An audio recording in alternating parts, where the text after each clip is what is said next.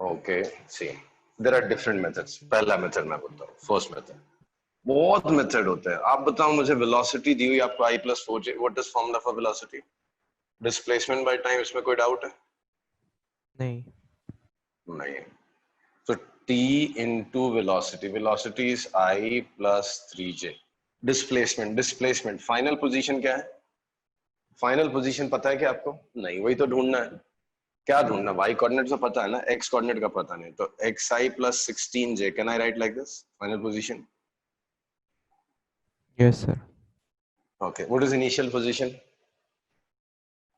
I plus 3j minus I plus 4j, -1 4 ना initial में, starts from -1 4। तो -i plus 4j is initial position. Final position का पता नहीं। इतना तो पता है कि y कोऑर्डिनेट 16 होगा। जहां पे y इक्वल्स टू 16 है, वहां पे हर पॉइंट पे y कोऑर्डिनेट तो 16 ही होगा ना। हाँ। x कोऑर्डिनेट का पता नहीं। ओके, तो x कोऑर्डिनेट अज्यूम कर लिया मैंने, x coordinate is x, y coordinate 16। तो पॉइंट के कोऑर्डिनेट्स क्या हो गया? xi plus 16j minus initial position is -i plus 4j। तो ti plus 3tj, ti plus 3tj equals to x plus 1i 16 minus 12j। now compare, 3t की जगह पे 12 है, 4t तो is 3t equal is equal to, तो t is equal to 4 second हो गया। t का वैल्यू 4 डालो तो 4 is equal to x plus 1 हो गया। x plus 1 तो x का वैल्यू 3 हो गया। 3। तो okay. passes through the point 316 and it takes 4 seconds to reach there। ये पहला मेथड हो गया। मेथड 2 देख लो भाई। y कंपोनेंट ऑफ वेलोसिटी कितना है? 3 है। y के अलोंग 4 से निकल के 16 चला गया। y के अलोंग 4 से निकल के 16 चला गया, मतलब 12 यूनिट चला गया। तो टाइम कितना लगेगा? 12/3 दैट इज 4 सेकेंड्स। अब 4 सेकेंड्स में x के अलोंग कितना चलेगा? x component of velocity is 1, तो displacement along x is 4 into 1 that is 4 seconds. तो x कोऑर्डिनेट कितना हो जाएगा? -1 से 4 चले गया, तो 3 पहुंच जाओगे आप। That's it. ये एक मेथड हो गया। I'll explain again। वो सर समझा। समझा ना? सो इजी क्वेश्चन है, ऐसा डिफिकल्ट नहीं है। मैं क्यों दे रहा हूं आपको? विजुलाइज करना है। क्या विजुलाइज करना है? कंपोनेंट्स ऑफ वेलोसिटी के साथ खेलना सिखा रहा हूं मैं। बाकी क्वेश्चन बहुत आसान है। एक बार मेथड 1 समझाइए। ओके, मेथड 1 समझने की कोशिश करते हैं। मेथड 1 में हमने पढ़ रखा है, अगर वेलोसिटी कांस्टेंट हो तो displacement is velocity into time. Vector definition में भी displacement delta r vector is v into t, इसमें कोई डाउट नहीं हमको, right? This is definition of average velocity, right? Okay, now average velocity they have claimed is I plus 3j and time taken is suppose t seconds. Okay, displacement is final position vector minus initial position vector। initial position vector तो आंख बंद करके पता है, it starts from -1 4, तो initial position vector is -i plus 4j। I'll repeat, no sir, no sir. तो -i plus 4j is initial displacement, इसमें तो कोई डाउट नहीं। फाइनल पोजीशन का तो पता नहीं, वही तो पूछा हुआ है। बट ये तो बोला है ना कि y इक्वल्स टू 16 होगा। Crosses the line y equals to 16, तो जहां पे भी y इक्वल्स टू 16 को क्रॉस करेगा वहां पे y कोऑर्डिनेट तो 16 ही होगा। x कोऑर्डिनेट का पता नहीं, so let us assume x coordinate is x। तो फाइनल पोजीशन क्या होगा? xi plus 16j। Yes sir. Okay, तो xi plus 16j final position minus i plus 4j initial position. xi minus i तो x plus 1i हो गया। 16j minus 4j that is 12j हो गया। सो ti plus 3tj is equal to x plus 1i plus 12j। Now i का coefficient same होना चाहिए, j का coefficient same होना चाहिए। सो 3t का कोएफिशिएंट 12 है, तो t का वैल्यू 4 सेकंड, मतलब 4 सेकंड लगेगा उसको वहां पहुंचने के लिए। And t is equal to x plus 1 है, तो 4 is equal to x plus 1, तो x का वैल्यू 3 हो गया, x कोऑर्डिनेट 3 हो जाएगा उस पॉइंट। So क्रॉस करेगा Okay, sir. 316, yes 316 पे क्रॉस करेगा एंड टाइम लगेगा 4 सेकंड. Okay Yes, sir. चल. So I hope भी आप कंपोनेंट विजुलाइज कर पा रहे हो.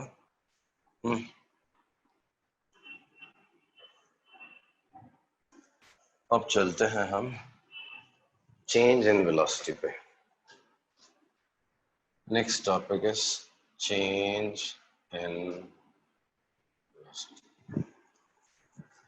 In velocity. आपको सोच के लगेगा ये कौन सी बड़ी बात होगी, चेंज इन वेलोसिटी तो ऐसे ही आ जाएगा. जिसको वेलोसिटी आता है वो चेंज इन वेलोसिटी भी निकाल लेगा. तो let me write take some examples. Particle straight line path पे था, 10 मीटर पर सेकंड से था, अभी भी 10 मीटर पर सेकंड से है.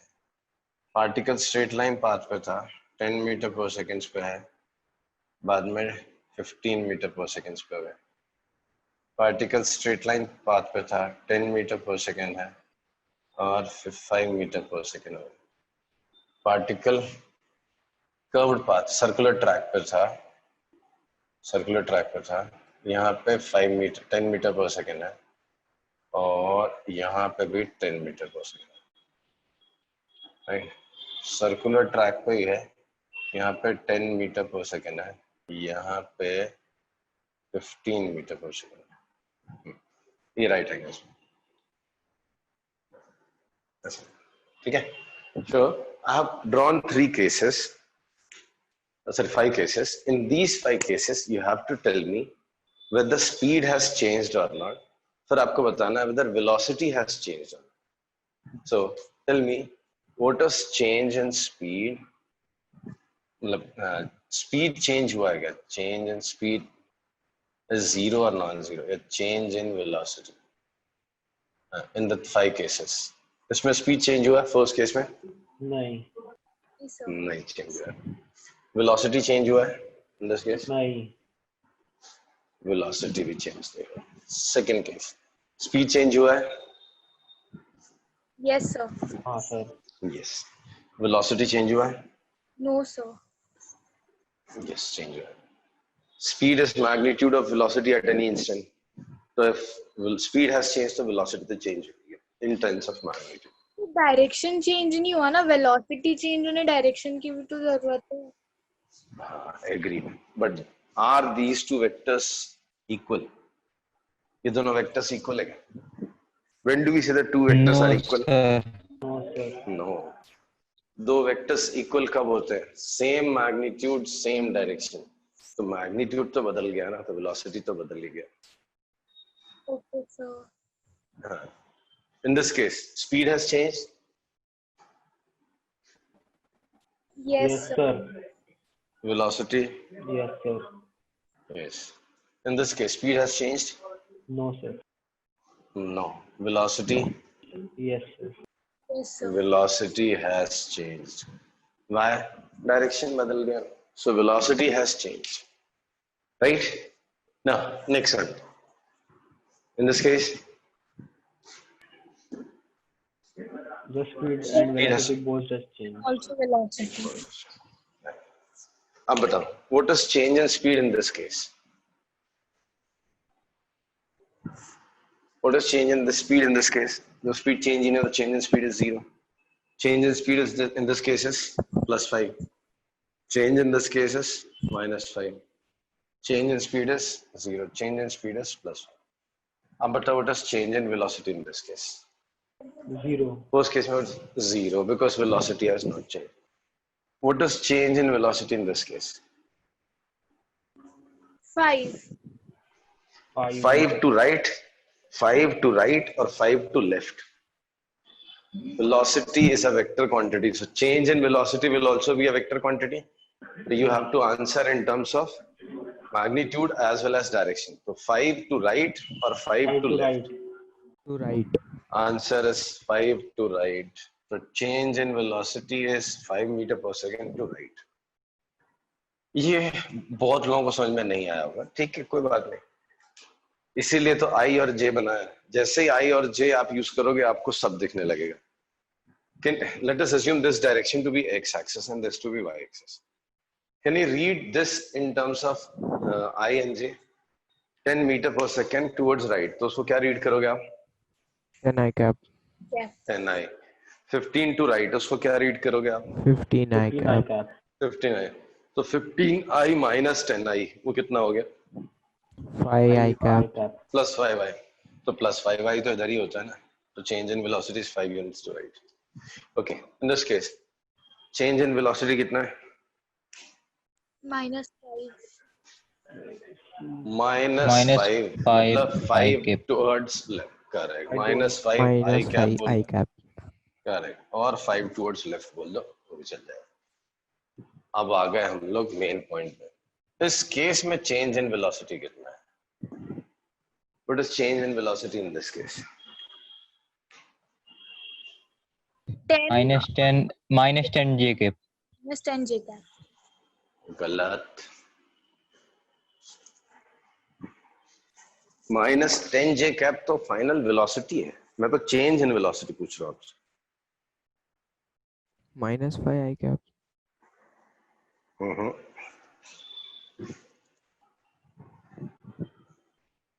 Velocity has changed. 10 I One cap thing is sure, right? j cap. सही लगा. क्या बोला? फिर से बोला जरा. 10 I cap minus 10 j cap. थोड़ा सा गलत.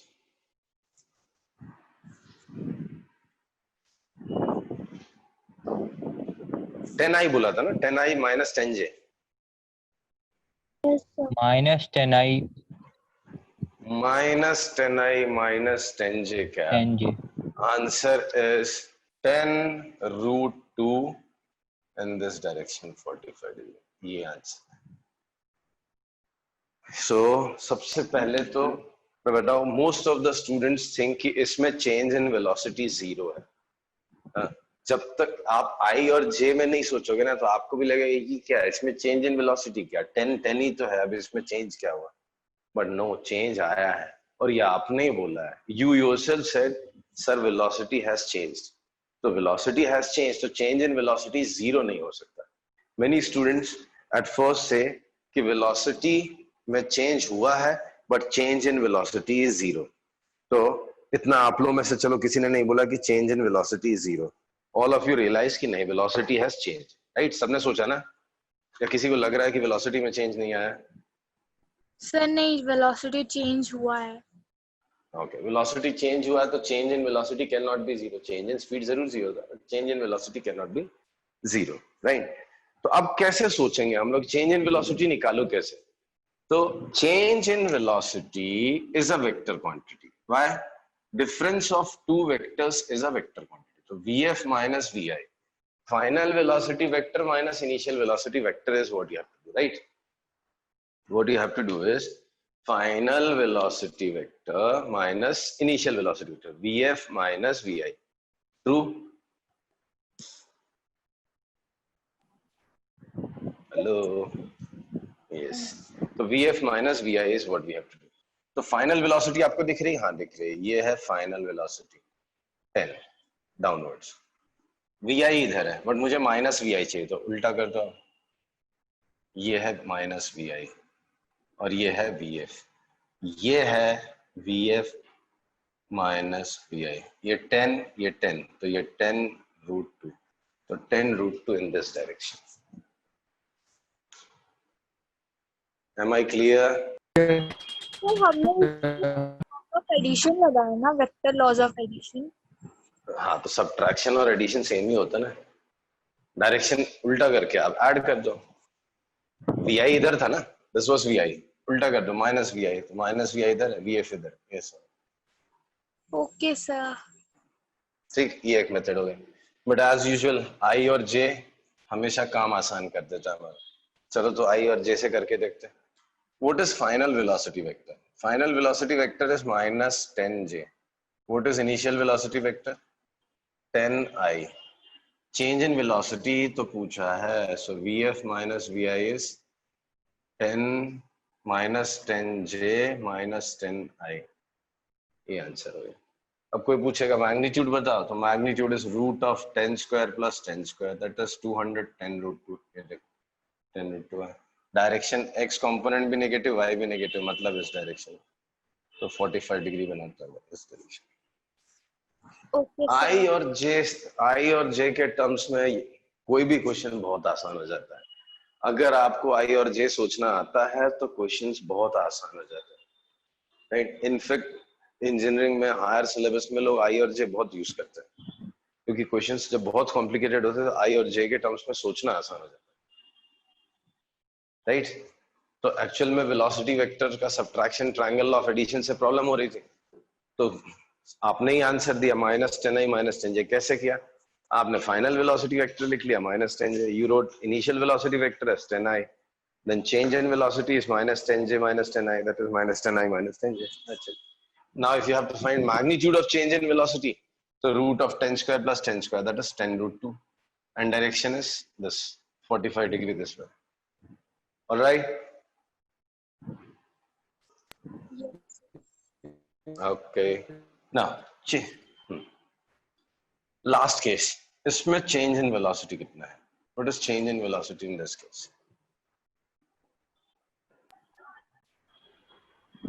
-10i -15j.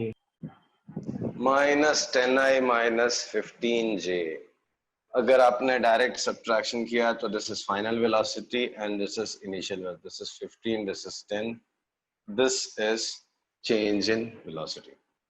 छोड़ो ये, अगर नहीं करना आई और जे में देखो, initial velocity is 10i, final velocity is -15j, change in velocity vector is final minus initial, so -10i -15j। Magnitude अगर किसी ने पूछा चेंज इन वेलोसिटी का, तो root of 10 square plus 15 square, that is जितना भी आ जाएगा, रूट 325 आ रहा है, right, whatever is answer. आ रहा है समझ में? Yes, sir. Okay, so conclusion, change in velocity is a vector quantity, and shall be obtained by subtracting final and initial velocity vectorially आपको सब्ट्रैक्ट करके निकालना है, ठीक है। तो वेलोसिटी में चेंज इन मैग्नीट्यूड,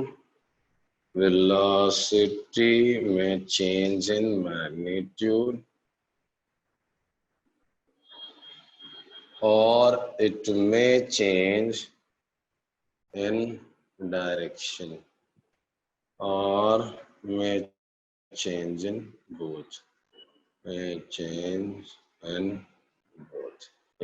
क्या? Velocity is a vector quantity. It may change in magnitude alone, it may change in direction alone, or may change in both. In all the three cases, to find change in velocity, we are supposed to subtract final velocity from initial velocity vectorially. Vectorially subtract करना है आपको। वापस बोलूं? Hello? No sir, समझा। Okay, so किसी भी case में, in any of the three cases, you have to say that velocity has changed. सिर्फ मैग्नीट्यूड चेंज हुआ तो भी चेंज, सिर्फ डायरेक्शन चेंज हुआ तो भी चेंज, दोनों चेंज हुआ तो भी change. In all the three cases, you have to say that velocity has changed, and velocity has changed. And change in velocity is determined using vector subtraction. Clear है? Yes.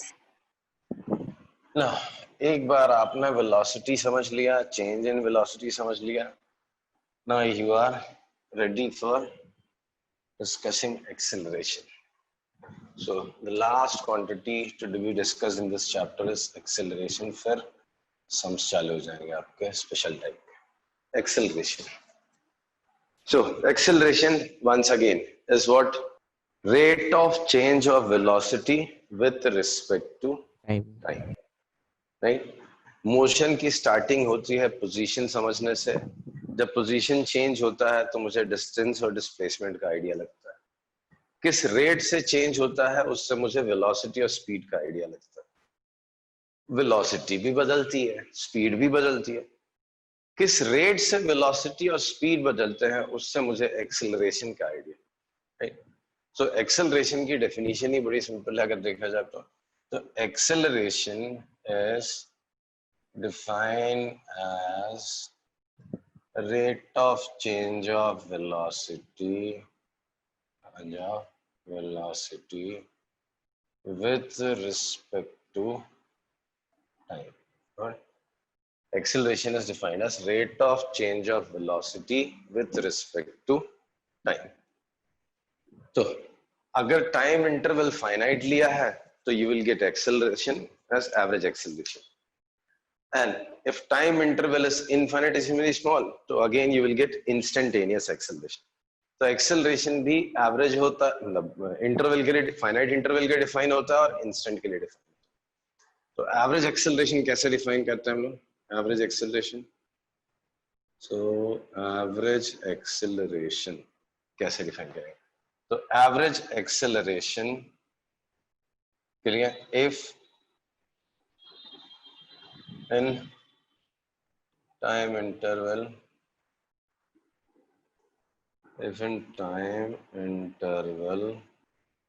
t1 to t2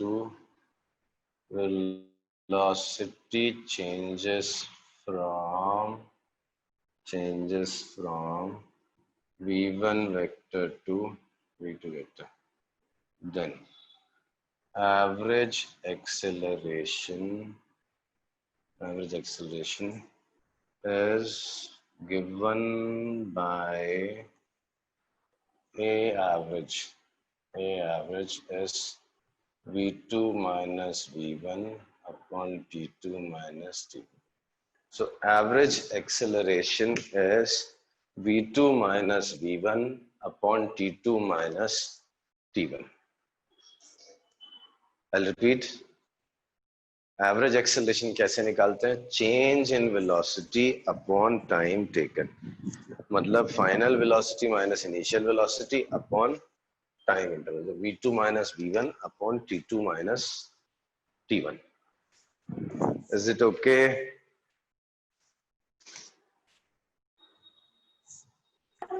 Yes, sir. Okay. So average acceleration निकालना है तो v2 vector minus v1 vector upon t2 minus t1. ये हो गया आपका average acceleration. Can I write this as delta v vector upon delta t? Delta v मतलब क्या था? Yes, change in velocity vector. Yeah. And delta t is time interval. So I can write this as delta v vector by delta t vector, delta t also. Average acceleration can be written as delta v vector by delta t also. Right? इसमें कोई problem नहीं. ठीक है, चलो components की तरफ चलते हैं. See, velocity initial velocity इधर से ये v1 वेक्टर है, राइट? v1 वेक्टर, इसके x और y कंपोनेंट्स हो सकते थे, बिल्कुल हो सकते हैं.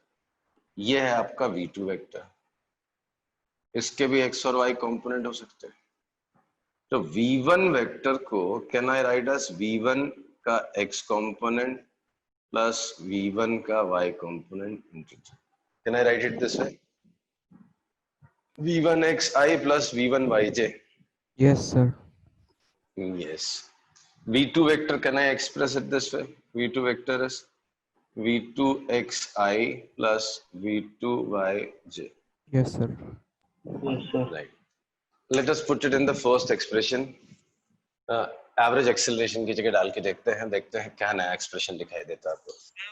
So बेटा बोलो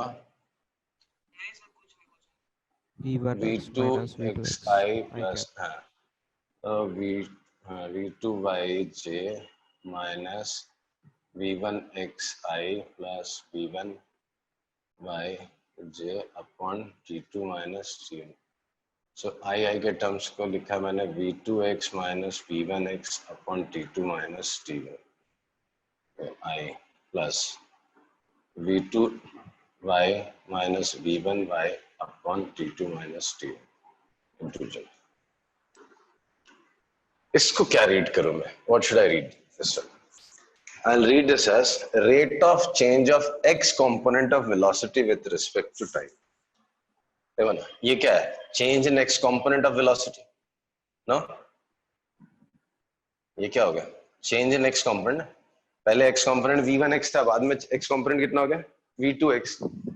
तो इसको मैं रीड करूंगा rate of change of x component of velocity with respect to time.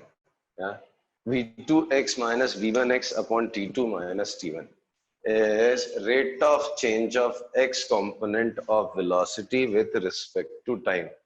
भाई वेलोसिटी का x कंपोनेंट भी तो चेंज हो सकता है, उसमें कोई बुराई नहीं है.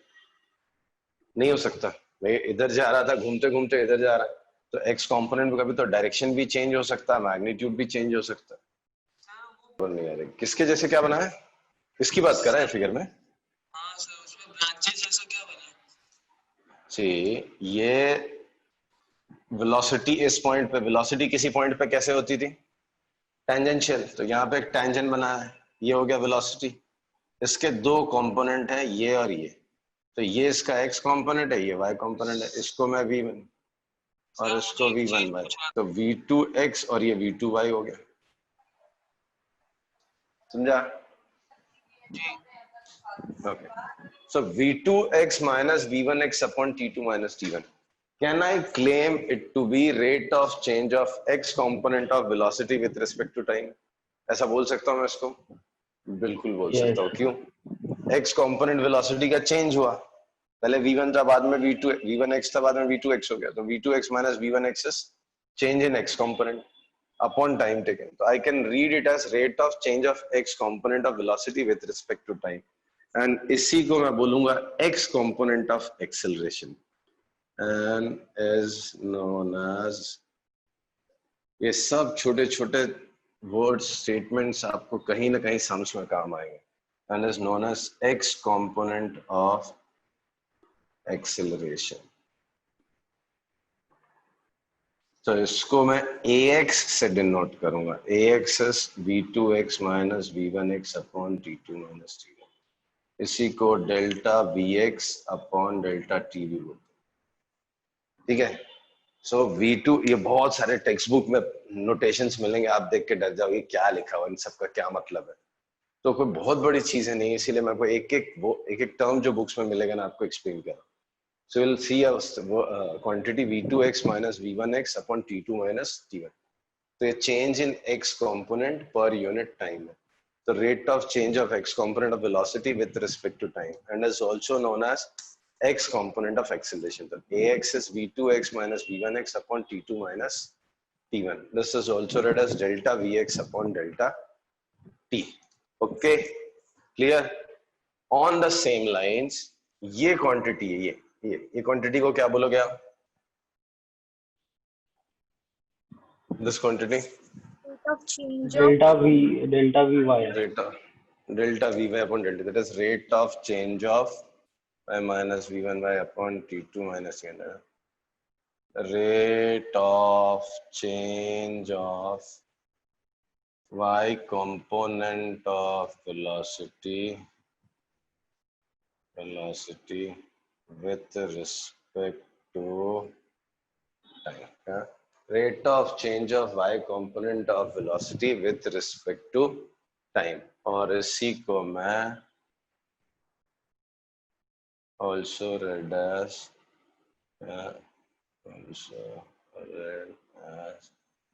y component of acceleration. तो मैं v2y minus v1y upon t2 minus t1 को y कंपोनेंट ऑफ एक्सेलरेशन में लिख सकता हूँ, इसी को delta vy upon delta t भी लिख सकता हूँ। सो x कंपोनेंट ऑफ एक्सेलरेशन हो गया, इसी को बोलते हैं y component of acceleration. So average acceleration is written as axi plus ayj, where ax is x component of acceleration, that is v2x minus v1x upon t2 minus t1, and ay can be written as v2y minus v1y upon t2 minus t1. Okay, is it clear? Yes, sir. Okay. ठीक है, I'll stop here. Next class में acceleration complete करेंगे.